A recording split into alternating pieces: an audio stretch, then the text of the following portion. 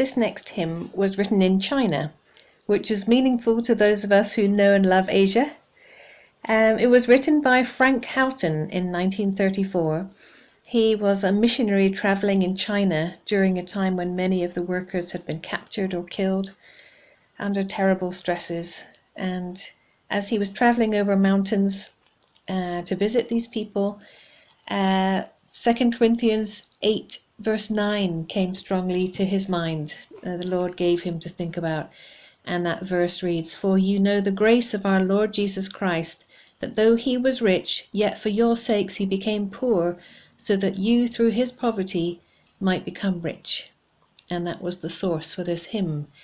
Lord, you were rich beyond all splendor. When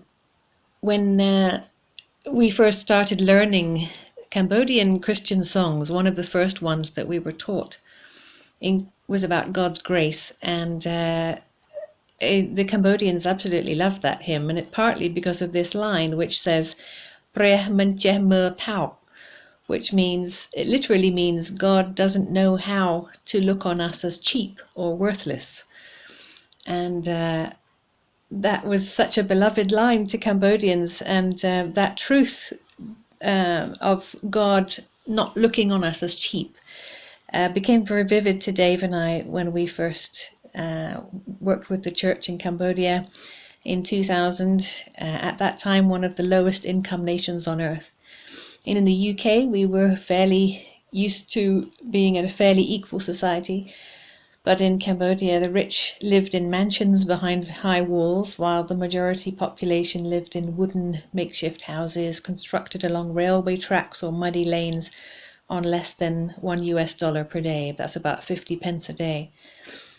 And at a roundabout in Phnom Penh one day, I remember seeing a huge four-wheel drive car hit a cyclist, and the offending driver got out furiously and forced the innocent cyclist to kneel down in the road to publicly apologize to him.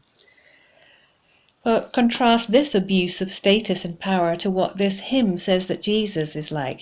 He was rich beyond all splendor, and he didn't just share some of his wealth, but he became poor in order to be with us, Emmanuel, and then lift us up, meeting our greatest needs. For your sake he became poor, so that you by his poverty might become rich.